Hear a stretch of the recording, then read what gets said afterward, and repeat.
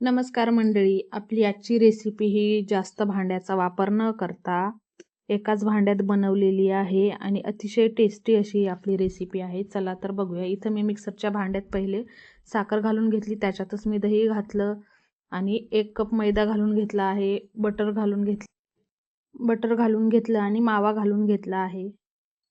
इथं मी रेस्टला ठेवून देते. तोपर्यंत मी इकडे बाजूला कुकर प्रीहीट करून घेते. इथं मी 10 मिनिटं अगोदर कुकर प्रीहीट केला होता.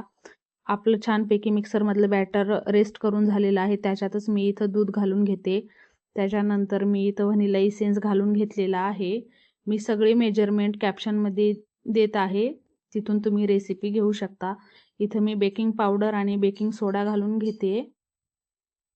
आता आपल्याला परत एकदा छानपैकी मिक्सरला फिरून घ्यायचं आहे. नंतर मी इथे एका भांड्याला तूप लावून त्याच्यावर मैदा घालून डस्ट करून घेतलेलं आहे.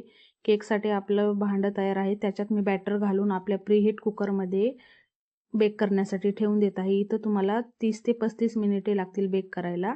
तर आपला केक आता बेक करून तयार आहे.